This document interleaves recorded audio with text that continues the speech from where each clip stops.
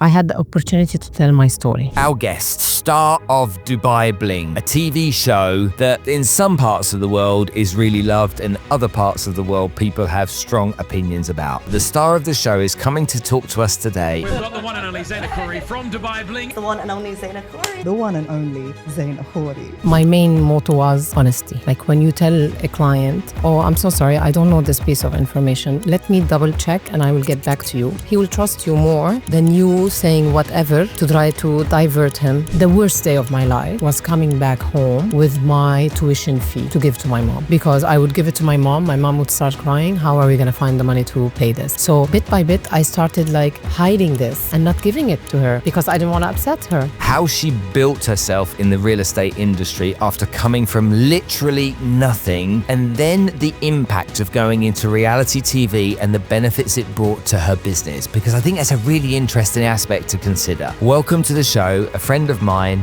the star of Dubai Bling, Zeina Khoury.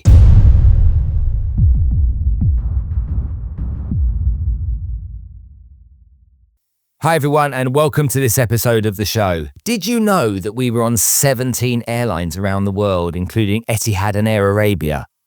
Check us out. If you're on a flight, you'll find us there in the podcast section where you can enjoy lots of episodes like this. Now, some of you haven't subscribed to the show. Why? Some of you just watch it without subscribing. And do you know what? I'm glad that you watch it and get benefit from it. But it would mean a lot to me if you did subscribe. When you want, doesn't cost anything. You can unsubscribe if you don't want to afterwards. But what happens is that we then have more viewers that are registered for the show and consumers. And that basically means we can get better and better and bigger and more profound guests for you to enjoy me having a conversation with. So if you wouldn't mind doing that, I would really appreciate it. It would mean the world to me. Thank you so much.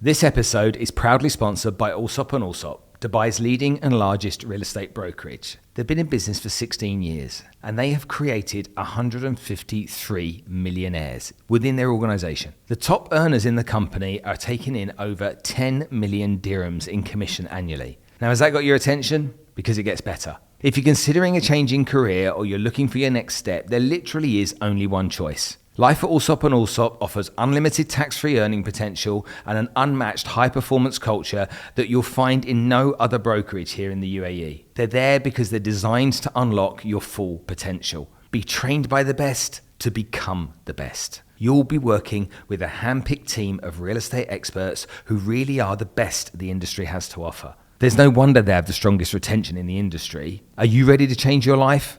Get in touch with Allsop & Allsop. Keep moving. Zeina, hi. 8 years of knowing you, and you've morphed into all of these different things along the way. So first of all, welcome to the show. Thank you. Thank you for having me. I'm happy that we finally made it happen. We have known each other for an awful long time. So let's just talk a little bit about your story from the early part of the journey and to kind of dive into that. And then maybe we can go on to the more recent and fun stuff. But I met you as a real estate broker many years ago here from Lebanon.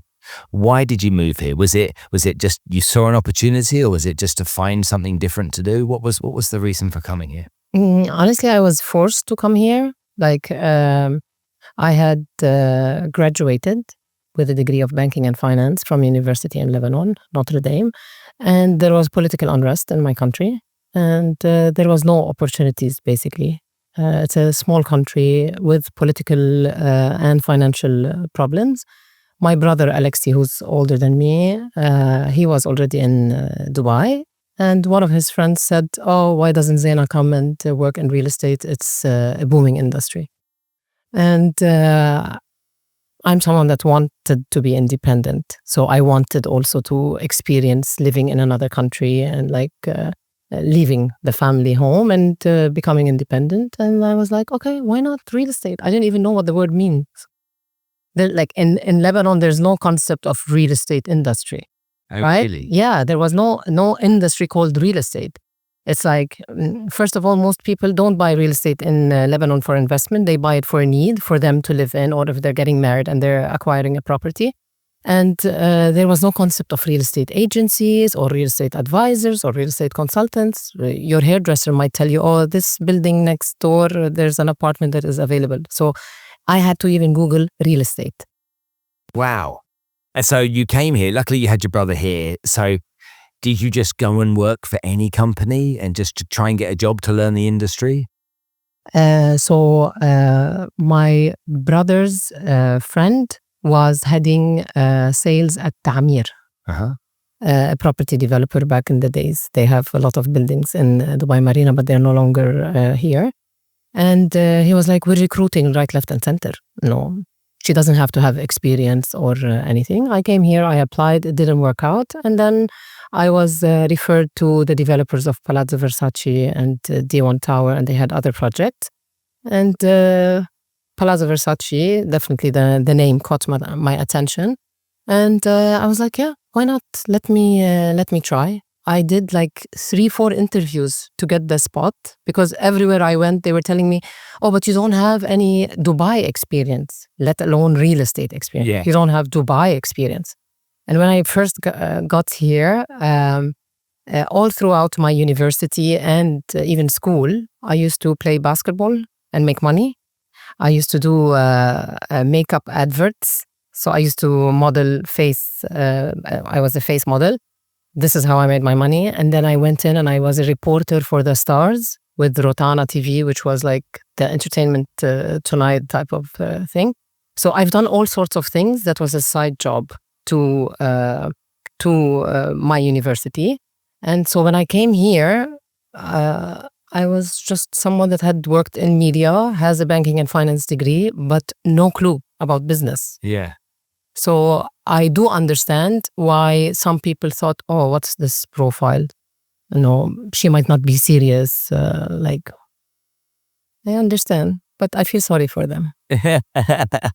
How long did it take you to get up and running, do your first deal and start to feel comfortable that this was a career that you could evolve? 2 weeks in, we had a stand, a booth in Mall of Emirates. And then a couple from the Netherlands, they see me on the stand. And they were like, what are you selling? And I briefed them. And straight away, they were like, okay, can you book us one? I couldn't believe. And I started doing sales 2 weeks in. The market helped back then. And also, like, the person that was responsible for the development, Mr. Sohail Abidian, who is someone that I think left a mark in my career and in helping me be the real estate agent I am today, even though we only worked together for like 3-4 years. But everything he used to say, any comment he used to say, I used to take it very seriously. Okay. So one of the comments was, he was a bit theatrical. So Sohail, if you're listening to this, he was a bit theatrical. He's someone that is very well known as an architect in Australia. And they had a joint venture here. And he would like, every time he wants to teach you a lesson, he needs to go through this whole 3-hour story to get you to that point. And he told me one thing. He was like, okay, what's the price per square foot of the smallest unit and on what floor is it? And we were like 10 salespeople that have just started, and everybody was like, oh, let me check the list. And then he was like, wrong. And I was like, what does this guy want? He said, you should know this because the fastest person to answer this question is most probably the person that will show the client that he knows the information, he knows the project, and he studied it. So small things like that made me want to study the product properly, made me want to be the fastest in delivering the right information, be very accurate with the prices. If you give him 2,000 dirhams difference, credibility might be lost with the client, So bit by bit, I started to get the hang of the industry. And I think because I was very new, and like my main motto was honesty. Like when you tell a client, oh, I'm so sorry, I don't know this piece of information. Let me double check and I will get back to you. He will trust you more than you saying whatever to try to divert him or to give him a piece of information that is wrong. So this is something that I decided early on, that this is how I'm going to deal with it. I'm not pretending 2 weeks in that I am an expert, and I'm not going to feel intimidated if I don't know a piece of information. Yeah. We're still learning. I'm still learning today. Absolutely. So let me ask you a question around that then, because what we see in front of us, what we see on television, and the person I've known for the last 8 years is this very glamorous and beautiful lady. Thank you. I know, down to earth, okay, you're just my mate, and so that's different. But does it have, or is there an advantage in being a female in the real estate business? Is there an advantage being an attractive female in the real estate business? Okay, or does that work against you, or could it work against you? Okay. So it opens the door for someone to listen to you. Okay. But if 1 minute later, you're not saying something meaningful, you've lost the opportunity. Okay. So sometimes it actually worked against me. So I would walk into a boardroom full of men that are in the financial industry, that know their numbers, that know their products, and I'm discussing things. I sometimes feel that I need to first explain who I am, what I do, and why they need to take me seriously, right? Because at the beginning, there's this resistance. Even when I was being recruited for the sales team of Palazzo Versace, the comment of the chairman, Sohail, himself, who is now like one of my mentors, he's someone that pushed me. Yes, I'm proud of you. I'm now looking for investments for him. So I even handle his investments in the region. His comment to the sales director that put me in front of him for the final industry. Guys, when are you going to grow up with these models you're getting me? Let's see what she's going to do. That was his first impression of me. Wow. So sometimes it does make it harder for you. But in many cases, if you really are someone that takes the industry seriously and you know how to present yourself, it does open the doors. What percentage of the real estate broking industry do you think is dedicated to being a professional real estate broker? What percentage isn't? Let me give you. I'm going to throw some. We'll do some name dropping. Okay, right now. Okay. Oh, juicy. People that I think are worthy and credible. So, Lebanese guy AJ was Provident. Okay, Prime Stay now. I cannot comment on AJ. He's family. Okay, We're related. We come from the same city in Lebanon. His father was my computer science teacher in university. AJ is family. His parents' house in Zal'a, where I come from, is like 2 minutes walk from my parents' house. So AJ is extremely professional, and he knows how to use all the tools of social media to his advantage. If I was going to buy property, let me put it this way then. If I was going to buy property, these are the people I would trust. And I look across the industry. Fintan Flannelly, who's... Yes, off-plan property, he's your guy. He's absolutely honest. Obviously, AJ, Loai, I trust completely because of the work we've done with the kids that we support. As I go through you, other females in the industry, Honey at Sotheby's. Okay, I really rate her. I don't know her personally, but I hear a lot of good things about her. I think she's really professional. And so I know there are some really professional and dedicated people out there, but I've also, as you know, trained a lot of them. Yeah. And so... But also you categorize them as credible because they've been around for a long time. So we cannot, like, the newcomers or the people that are coming into the industry, they also deserve the respect and they deserve the chance to be considered as professional. But in real estate, it's you need to spend time in the industry to prove that, you've been around for a certain amount of time. This means that you have found this industry lucrative. You've built your portfolio of clients that trust you, hence why I need to trust you. Yeah, I would agree with that. So time plays a role in the industry. You're not going to become a billionaire, millionaire instantly, there are people like beginner's luck. There are people that are like 3 months down the line and they close like 300 million dirham worth of property. It happens, but this is the exception to the rule. Mm-hmm. When you look at the industry, do you think there is enough regulation for the brokers? Do you think there is enough enforced training for these? Or do you think because the barrier to entry is so low that it's a kind of free-for-all? It needs a little bit of work, and I think the top tier brokers have raised this to the land department, and I'm pretty sure they are taking it seriously. And when we take someone like Mahmoud Al-Barai, you know, I feel like he's Dr. Real Estate.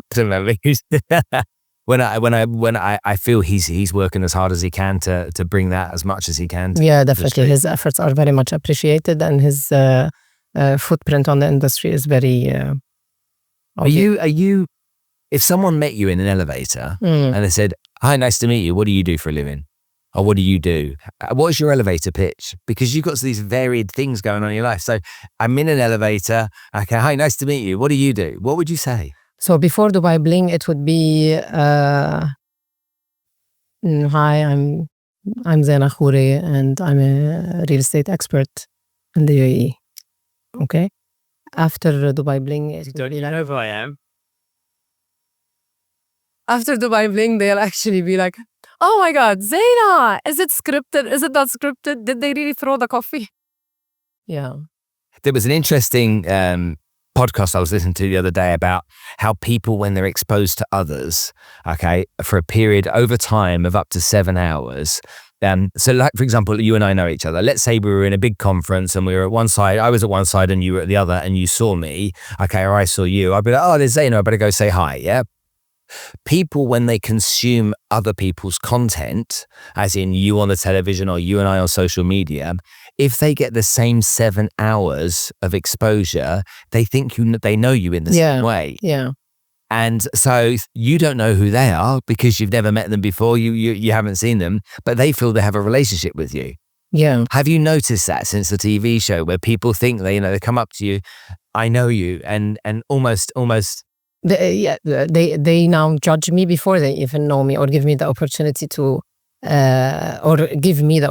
explain who I am or what I really do, because the show only shows snippets. There are 7-8 characters there, and they cannot go into the details of how you feel when this happened, etc. It gets edited, and they need to follow a story that is interesting for people to watch. Nobody wants to see me breaking down and crying because a deal went bad and I was in a situation where I need to. This is not what people want to see. People want to see the glamorous side. Okay, we are tried and tested and we go through challenges. Like, it's more of a game show for me at the moment. After doing it for 3 seasons, it's more of a game show where you are an independent character. You are put in situations where you need to lead the story right or left. If I blow up, it may lead to XYZ. Mm-hmm. If I stay put, I will show resilience. And so you have to like play with this. How do you want to be presented to the people? It's like a game of chess constantly. Yes. Yeah. And you're always, and so the smart people in that world are always thinking about the audience, how their character is being perceived by trying to be true to themselves. Because at the end of the day, you are placed in a situation where the whole production team and all the other cast are playing this surprise element. So when I walk into a scene, sometimes I don't know. Most of the times, I don't know what's going to happen in the scene. Someone can come in and be like, Zeina, you did this to me. Stop. You're like in shock because they need to. This is why it's called reality and it's non-scripted, because you can take the story the way you want. And the production team, they want to get the raw, unfiltered reaction from you. So you need to really be solid and like have control. Are you a better business person or a better reality star? I did win reality star. Congratulations. Yeah. Yeah. I think I applied a lot of things that I apply in my daily life into the reality show. Okay, give me an example.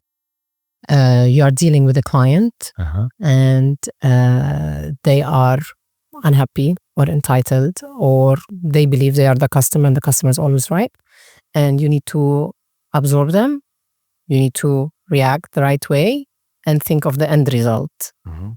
Okay. Yep. So for example, in season 3, one of the characters, Ibrahim, he came to me, he booked the trademark of I am the company in the UK.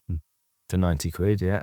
And I had to take a decision. What's the best thing to do? At the end of the day, I want to get the trademark in the easiest way possible without going legal, because now after 18 years in business, I know the hassle of going legal. Okay. So I need to get to the end result without me caving in, making him look like the villain. So I absorbed the reaction, and my reaction was, because he said he wants to give it to me. And my reaction was, you know what? I could have blown up and I could have taken it the wrong way and this would have escalated. However, since you're doing this, I'm going to consider this as the best gift anyone could give me for the start of my business. A business lesson. Yeah. Because you made a mistake at the end of the day, didn't you? Yeah. You registered the trademark in the UK. So it gave you a gift and a great lesson with that. Yeah, very smart to be like that. Okay. When we, I struggle with you being a reality star, all right? Because you're my friend Zain. Okay, yeah, no, yeah. So this is always a little bit difficult for me because No, it's okay. The proudest I am of you when you were, because you did something that I didn't do, and I was a bit jealous when you started to do it. What? Your MBA.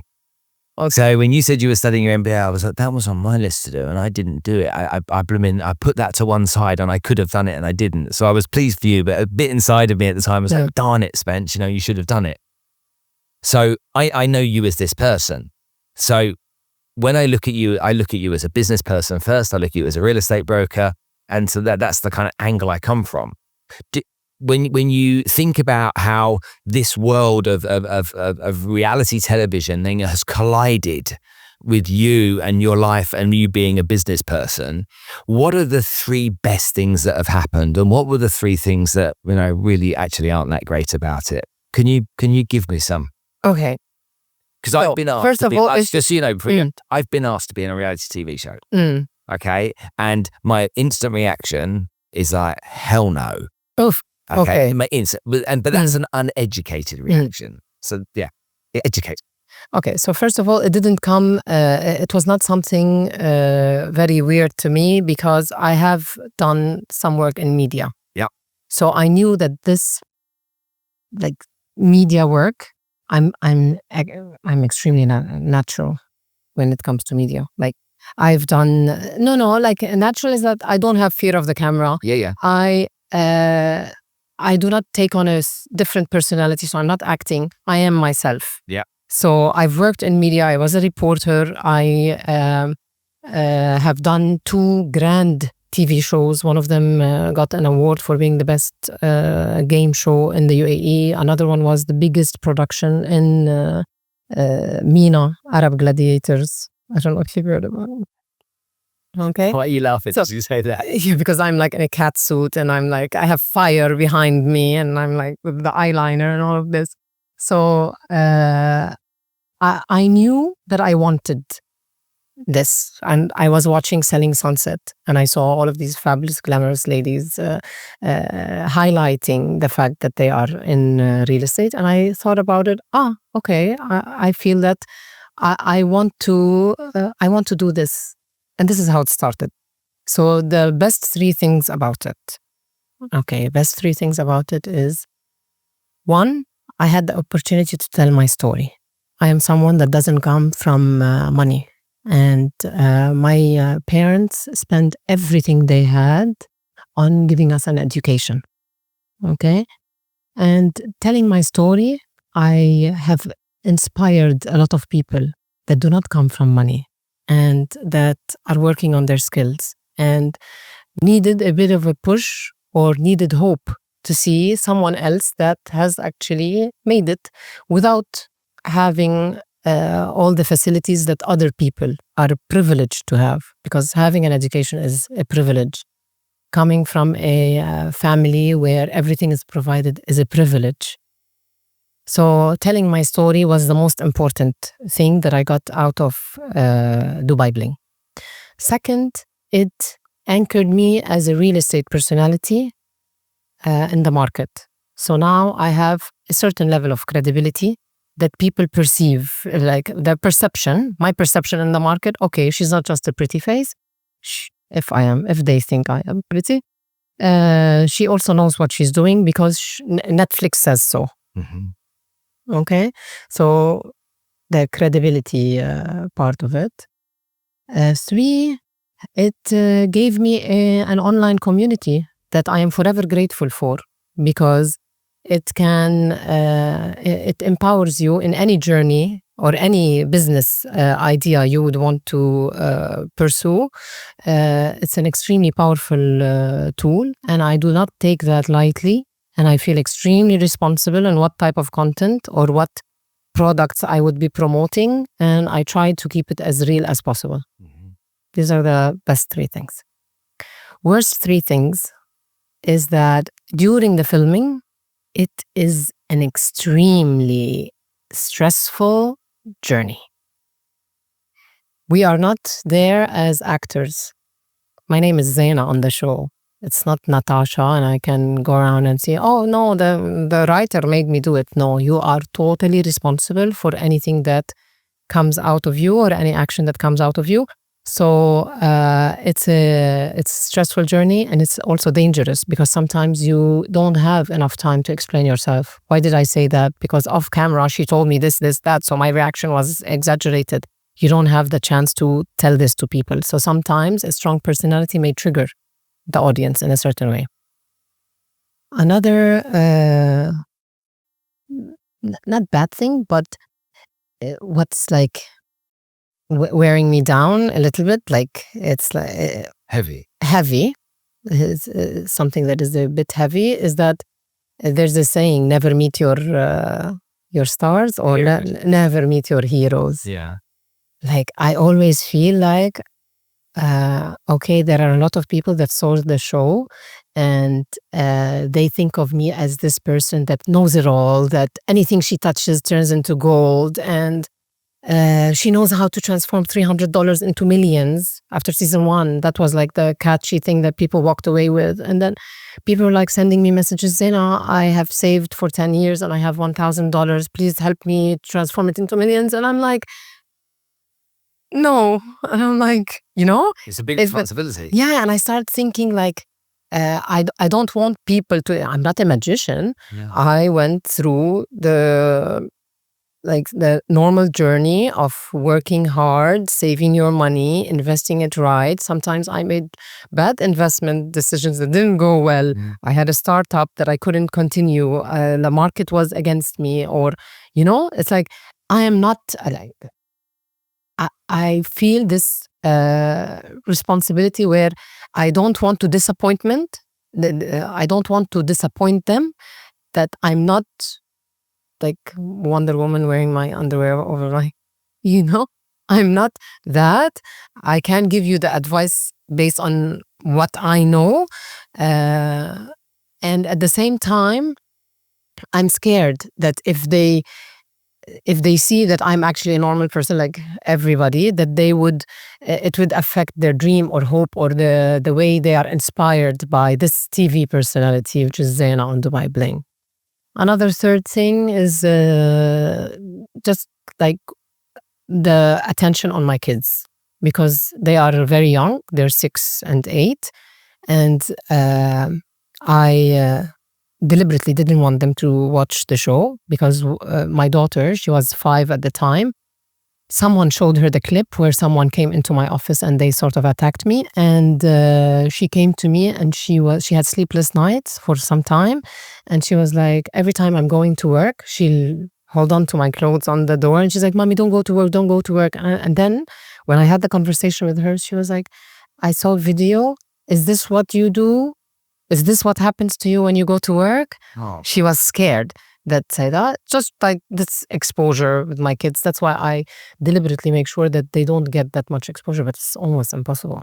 So weighing it all up, there are pros. That was a long answer. That's a good answer. I'm glad that you gave me that because I don't think people always understand. But overall, the experience has been a positive experience. Yes. Okay, let's talk about, and maybe we can help with real estate brokers because this is a subject matter that I care greatly about and one that we touched upon before we started filming, is the impact of social media on your personal brand and an audience when it comes to using your personal brand to either sell real estate or to build another brand, which is what we'll talk about in a minute. When did social media become a thing that you went, I must give this my time and attention, from oh yeah, I know I need to do it, but I'll get around to it eventually? During Corona. Okay. So when lockdown happened, during that time. When lockdown happened, I said, I don't have an excuse. Everybody is just sitting there waiting for things to open and for to be able to do viewings and all of this. And I was like, okay, I'm taking this time to help people maneuver through the crisis. And I want to create content that is helpful for people.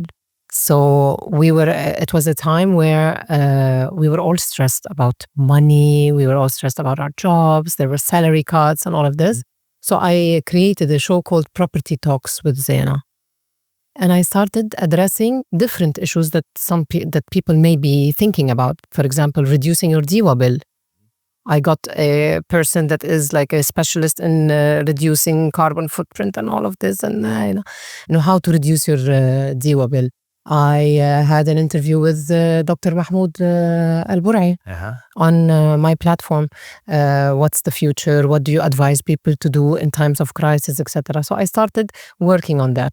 And this is where this is how I tackled it. Okay, I cannot go to a property and look nice and dress nice. Let me add value to the people that are interested in these topics. And this is where I started taking it seriously.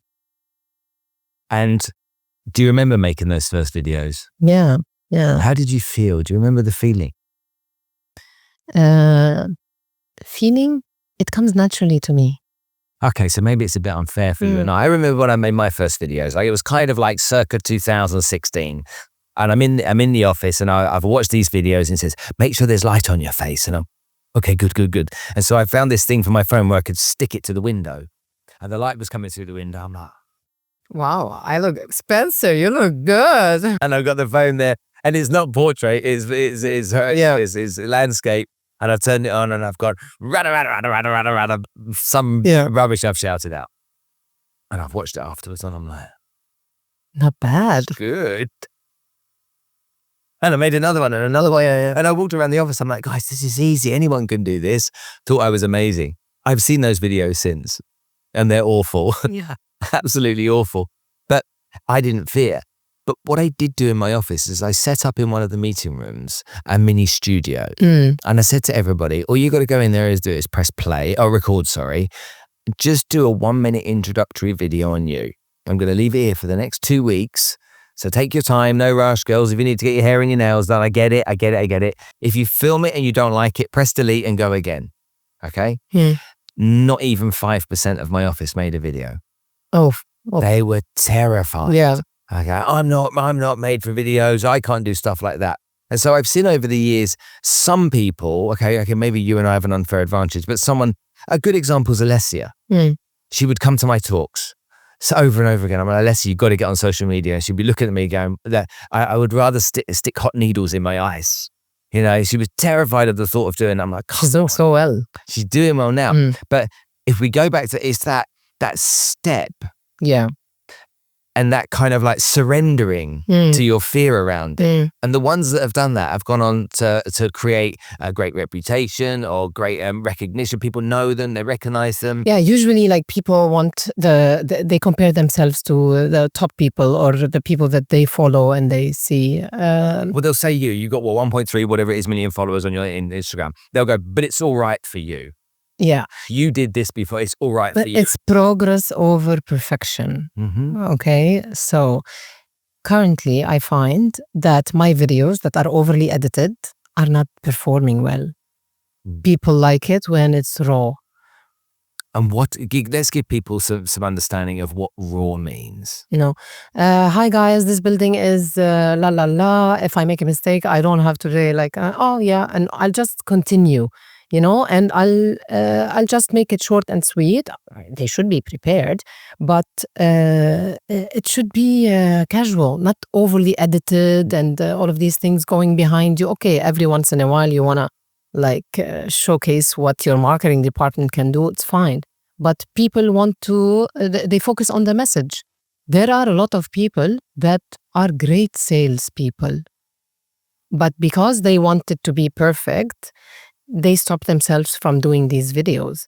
And for example, Fintan, let's take Fintan. He's my friend and I will allow myself We both like Fintan, yeah. to talk about him. Fintan is one of the most genuine, honest real estate personalities you'll find in Dubai. If it's a project that is not good, he will not be able to do a video about it. Okay? Fintan, he doesn't do a lot of these videos, but his approach, he has the market knowledge, he knows what he's talking about. I would very much appreciate Fintan doing a video because of the knowledge and how he will sell me the product. And even when he comes to me when I have an exclusive project, he asks all the right questions. Fintan is someone that can do really well in social media. People don't want to buy from someone that is overly trying to sell them. They want a decent person that is giving them the right advice. That's what they want. Bring me some. Not about the eyeliner. It does work some, but I'll have to get some. It will catch the attention. Yeah. Right? But it's the value that you bring. I think Fintan's a great example. And for real estate brokers, it's really important because you're right, he's a fountain of knowledge. And if he made content, it would be very authentic because he looks credible. He's just one of those guys that there's nothing about him that is like there's a hidden agenda. It's just like, here's the information. This is what I would do. This is what I wouldn't do. Have a nice day. Yeah. And I love that about him. Okay, I really do. And so, but with the tens of thousands of brokers in this town and the fact that most people aren't using social media, and what they do is they wait for leads to be given to them, or so they get the leads and the first thing they do is complain about the leads not being very good and done this over and then they don't follow up with them, they don't update their CRM system, and then the lead comes across through another agent. And so tell me about your business. There's loads of different real estate brokerages in town. What is different about your business? So how do you kind of stand out? So Z Capital, basically all the experience I had in real estate, I've gathered this experience being a salesperson in the developer office, then handling collection when it was times of crisis, then cancellation of contracts, relationships with the land department, handover. So I've done all the developer part, and then we open a brokerage, we do property management, rentals, sales, and we do all of 360. this. So it's very hard to find someone that actually had hands-on experience doing these different roles. So I brought in all of this experience that I have, and we've packaged it, and we are teaming up with new developers after definitely doing our due diligence and making sure that they are solid, they are someone that we would want our name to be attached to. And we are repackaging their product, whatever it is. We give our input. Sometimes we change the tiles, change floor plans, change exteriors of buildings. All of this, payment plans, opening escrow account registrations. And we are coming in as a master broker, and we distribute it to other agencies in the market. So you're helping the developer put together the best proposition, not just taking their proposition saying that's what we're going to go and market. Yes. Okay, so you're helping them. I've had to sign on to a lot of developers. Like if you are a one-off developer that is only doing one building and you don't have a long-term plan, we're not interested. If you are someone that is not solid financially and is going to have to cut corners on the final product, we are not interested. You need to make sure that you are taking care of the external agents, paying them on time. Late payments are very frowned upon. The product needs to be good. You cannot be charging the same price that the top 5-6 developers in town are charging, because you are not spending 20 million dirhams a month. So you need to leave money on the table for the investors. Yeah. And I need a show apartment, and we'll do everything else. Do you love doing it? Love it. Is it like kind of like Love it, because I look at the building and I'm like, previously I would say, yeah, we sold some apartments in this building. Now I look at it and I'm like, I left my footprint on this that's really building. cool? Yeah. Now, all this time on Dubai Bling, I don't know how much money at the time that must take. Just 2 months. So 2 months a season. 2 months film season. 5 days a week. No, it depends how involved you are in the drama and how many scenes you're asked. to be Okay, in. so if you just take the last season, how much time did you have to sacrifice for Dubai Bling to do? Like it's like 3-4 days a week. I'd have like half days maybe. Okay. I'll do a scene in the morning and then I'll come back to work and then For a couple of months. for a couple of Okay, days. right. So that was the time taker. So the majority of your time is spent being a business person. Yes. You're in a booming real estate market. You're mega successful. My question is, why on earth go and start a fashion brand? Oh my God. Okay. So it was a phrase that people related to. It was I don't know if you've watched the scene, but it was a very intense scene where I was put in a place where my contribution to the business was questioned. Mm-hmm. My presence as a person, as a business person, was questioned. I was challenged that I can buy you, I can blah, blah, blah. So, unplanned, I repeated a phrase called, "You cannot buy me. I am the company," because I truly believed that my contribution to this company, which was my previous company, was like, I treated it as my own. And I pride myself of what I've achieved in this company. And there is this person that's coming in and he's trying to demean my contribution or to reduce my my presence as a person and someone that is in business and someone that has come, that have climbed the business ladder based on their merit and based on their hard work and based on their skills. I was very much triggered. And for months, the production people, when they were editing, they used to pass by me and be like, "I am the company." And I'm like, I didn't know. I didn't know what they're talking about. And then when the show came out, I was like, I don't even remember that my reaction was this. And so many people related to it. I felt like I do not want this to die. So I had to create something. And I had to create something that is accessible for people that are looking, you know how sometimes you get something and you're like, this is going to be my good luck charm. Okay. I wanted this name to continue because of the message that it means. And I don't believe there is any fashion brand that has the same message. So I felt I have my story here. I want something like a product that is accessible for people. And if it manages to empower anybody or to give them confidence or to, I don't know, like give them a piece of me. Because sometimes you have someone that you are there, if you like a singer or an artist, you'll get their CD, you'll keep it with you, and it's like something from them. So I had to like transform it into something that is accessible and that will allow people to. You don't agree? Shall I shut it down? So you're cashing in on your brand. Cashing in on my Cashing in on the brand. It's not making money. Actually, most of our proceeds, they go towards supporting women education in places where it's not possible. It's not making money. Sure. And hey, no one should judge you. So I'll tell you a story. I had someone order a hoodie from a country that we were not delivering to. Yeah.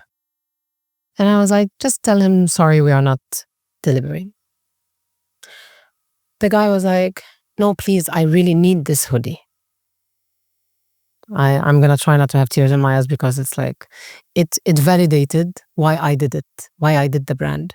Even one person out of 1,000, if if that was the impact of my brand on this person, I already like any loss that I've made through this business, I'm fine with it. And he said, no, I need this hoodie. And he's going to know himself because he follows me and we are still in touch. And they were like, the customer service were like, we're very sorry, but we really cannot deliver this hoodie.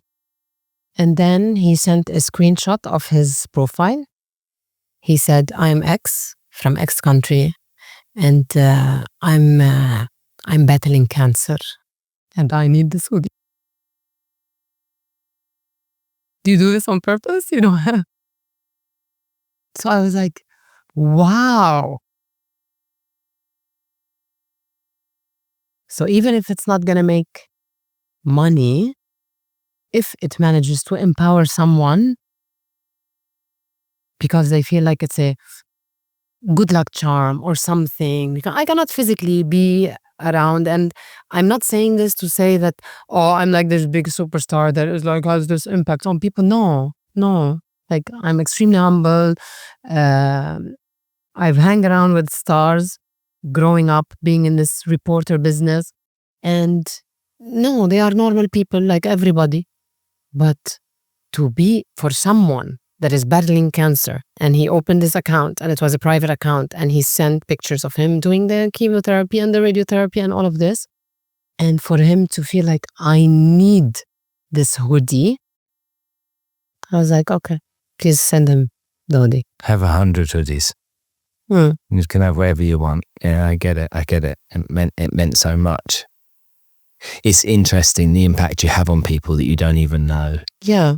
And someone said to me once, whenever you talk to somebody, always leave that conversation, no matter who it is, imagine if it's the last conversation you're going to have before they die.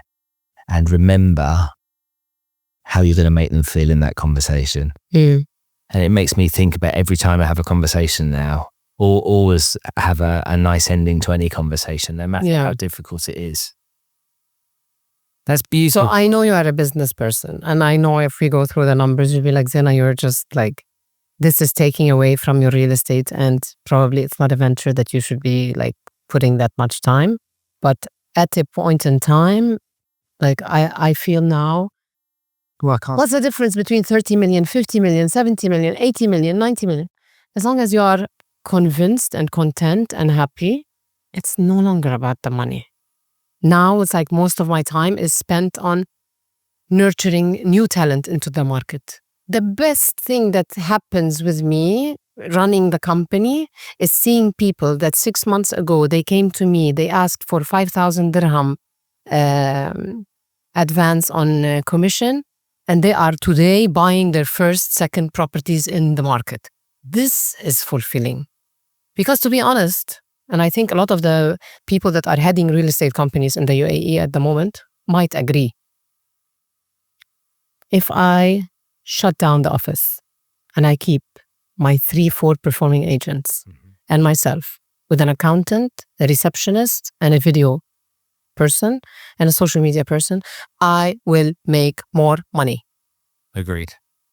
But when you look at it and you see how many lives you are impacting and inspiring, how the community that you have around you, I don't want to be sitting in my office alone and fighting against everybody. I want my team. I want my tribe. I want to see them grow. I want them to have success stories. I want them to become financially independent. And this has a ripple effect, because when they become financially independent, they are sending money back home. And, you know, like it's part of the... I also think about that in a slightly different way. So I believe that if you are truly an entrepreneur and somebody that owns companies, you shouldn't have to work in those companies for them to succeed.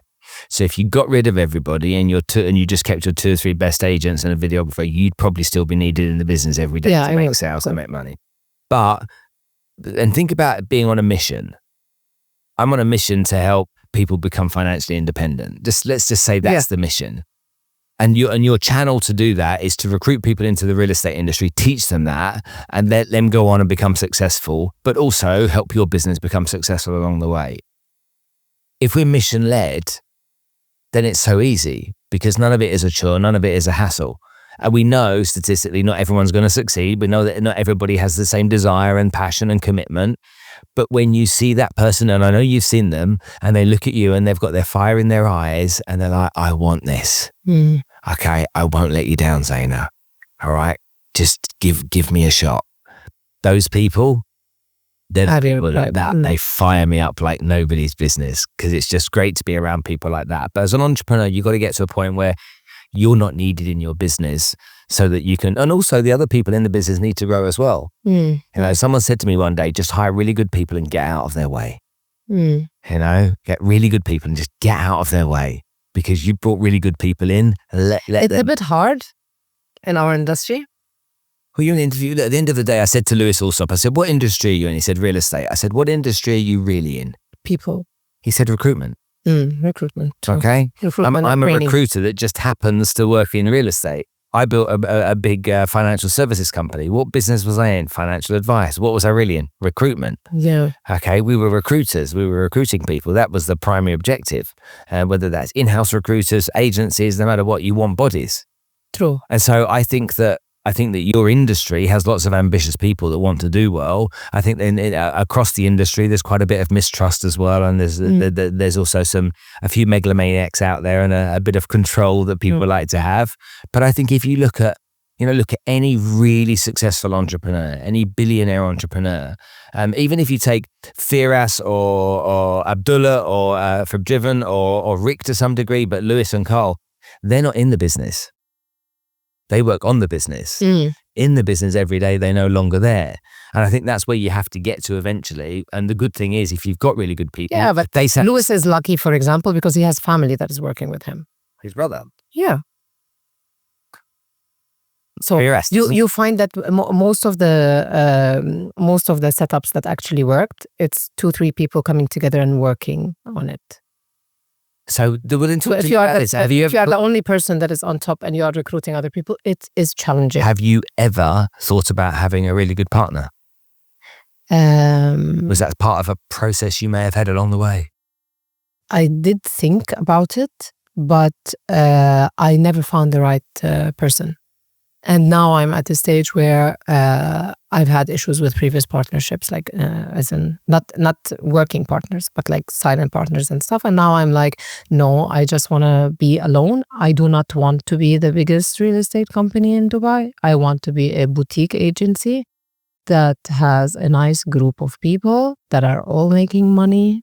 And the goal is not only money at this stage. I want to be able to control reputation. The bigger you go, the less you have to you have control over the reputation.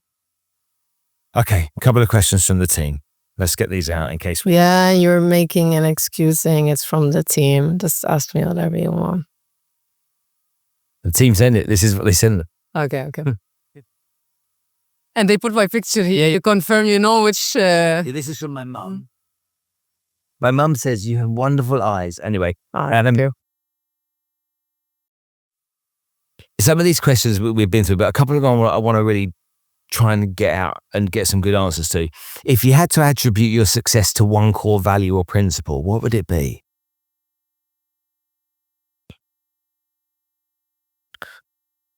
If anyone can do it, so can I.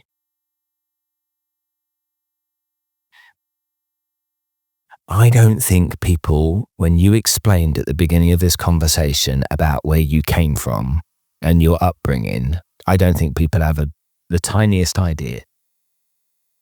When you were young, paint the picture of the environment. Was it loving? Loving, yes.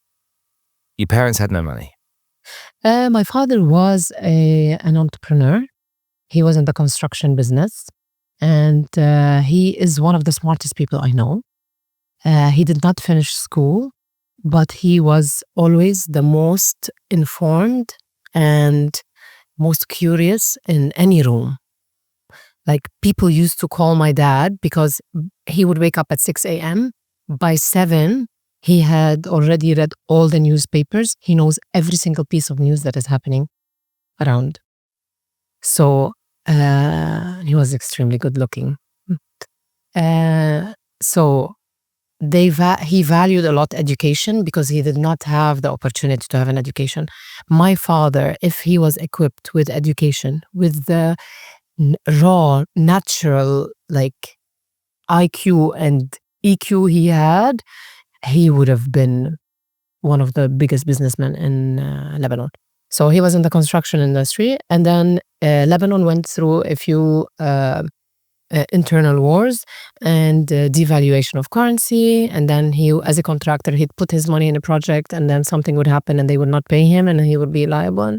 It was, so he went through a lot of ups and downs, and he valued education a lot. So everything he had, he sold assets just to make sure that we go to one of the best universities in Lebanon and best schools.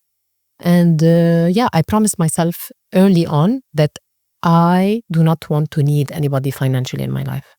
So I knew what I did not want.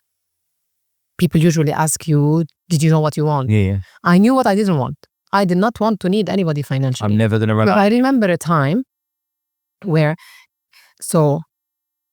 the worst day of my life was coming back home with my tuition fee to give to my mom. Because I would give it to my mom would start crying. How are we going to find the money to pay this? We were in the expensive document, school. Like the document, the bill, the invoice. Okay?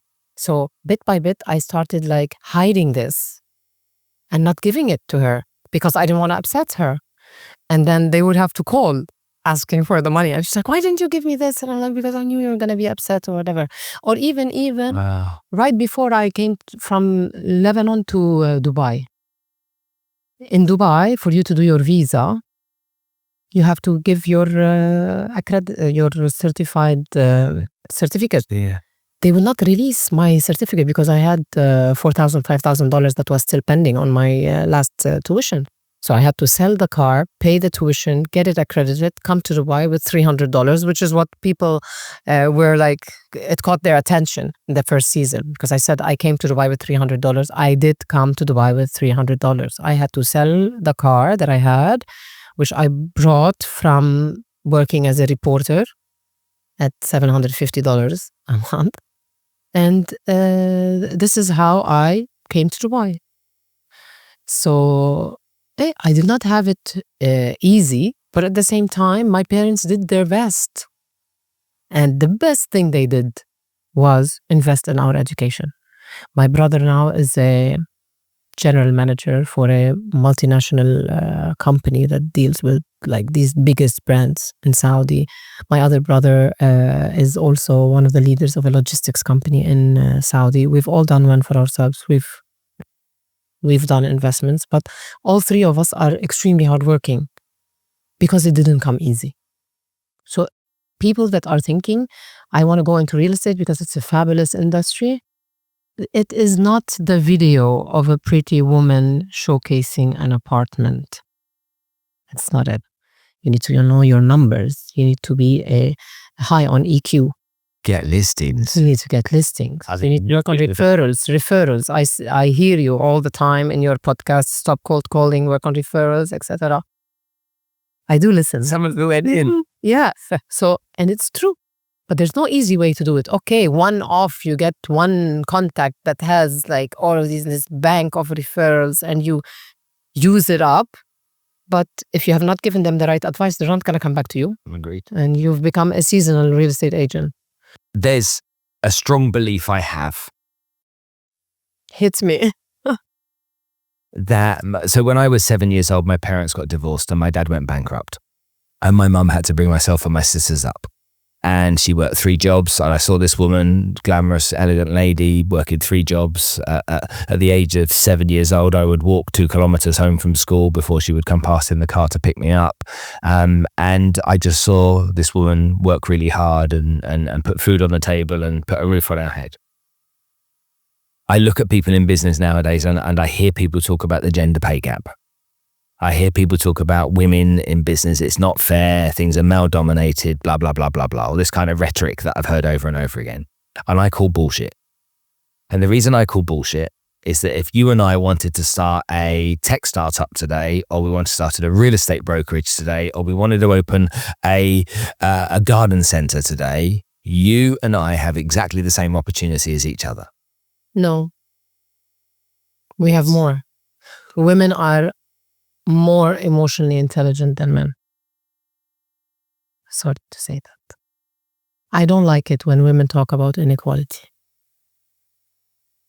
Why? I don't like it when they nag about inequality, because we need to get rid of this stereotype, because we're giving the impression that we are less. When you are always asking for someone to treat you as an equal, first you are admitting that you are not an equal, or you're putting in their minds that you think that he might think that you are not an equal. No, Habibi, I am equal, if not better.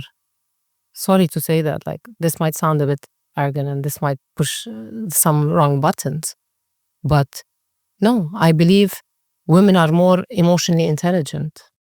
I believe women do not fear showing weakness in business.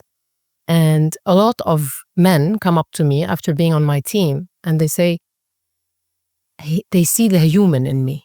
Whereas for a man, they feel that it's weakness if he shows emotions. No. On the contrary, I love being a woman, and I love that my playground is bigger. You're playing on a basketball court, I have the football court. Seriously, I'm very serious about this. And a lot of times I get asked to go to speaking opportunities where they're like, we're talking about inequality between men and women. I say, I'm so sorry, I don't believe in it. I'm not going to be able to be a speaker in this, because I'm not admitting that we are not equal. We are equal. But there are certain things that I don't want to be equal in. Mm-hmm. What do you know? I don't want to be carrying a gas tank to go change it. No, it's your job. You should do it. Physically, you are built to do these things.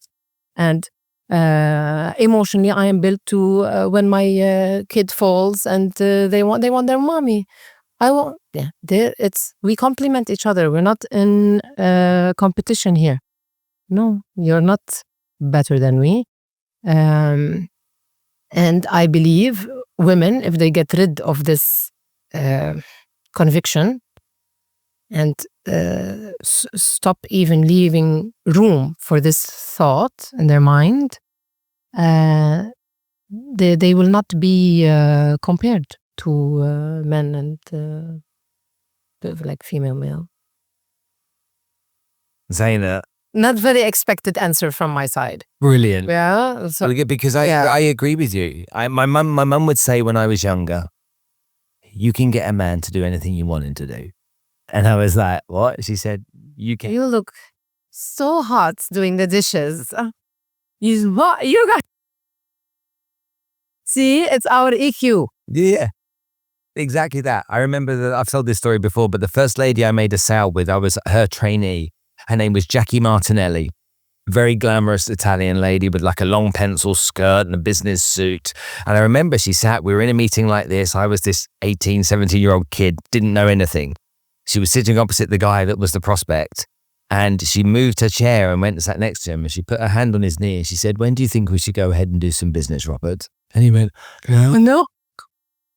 And they did this business and she sold something and I got in the car with her back to the office. I'm like, teach me to do that, Jackie. She goes, no, you can't. You'll never have it. And I was like, I want to learn how to do that. And in that moment, it was just, okay, you have an unfair advantage. Maybe we have some. I really appreciate you saying just now, because I really believe that women are as equal as any man as much as they want to be. So don't be a victim. Stop using this card you're going to wave around. Stop making excuses. If you want something, the world is available for you. Okay, it will get out of the way if you just decide and go and do it. One of the things, like a recurring thought, and something that I believe pushes me to work really hard. First of all, because I've seen my dad lose a lot of money, and go bankrupt to a certain extent. I always have a fear of losing whatever I've achieved. But at the same time, so that's why I work extra hard. And I believe at any point in time, hard work beats talent sometimes. Okay? Always. Second, in my mind, I'm like, even if I lose everything today, I don't mind like being a receptionist and starting all over again. I don't mind not having like this ego or do you know who I am or whatever. I don't mind at all. This gives me a lot of comfort that the way I did it, the way I built it, I can build it again and I will be fine. I started making $250 a month. I came to Dubai thinking that in 3 years, my goal was to save $50,000 and I wanted to go back home. And here I am 18 years later. I have 3 companies and I have investment properties. I've done well for myself. And still, I don't believe that, yay, I've made it. I'm content and happy. But I don't believe, yay, I've made it. And I don't mind going back and doing it all over again. I don't have this like, no, do you know who I am? Or, no. So when I see people that are desperate and they don't have a job, and a lot of people reach out and they say, can you give me money? In my head, I don't have this concept of asking people for money. I am ready to stand in a supermarket and fill up bags. Whatever it takes. Just so that I do not ask someone for money. There are some cases and there are some like, now I know in Lebanon, because I'm Lebanese and a lot of people reach out from Lebanon. You've worked all your life. You've put the money in the bank and then the currency devaluated. Like these people, even if they are working 24/7, it's impossible for them to pay off for the, so there are extreme cases, but I'm just saying, don't come to me asking for money with a Rolex in your hand that's worth $15,000. You are not in need for money, or else you would have sold your Rolex and you would have done what needs to be done. So put the ego on the side and roll up your sleeves and do what needs to be done. Agreed. Zeina, thank you so much for coming to join me today. It's been an absolute pleasure talking to you. Thank you so much.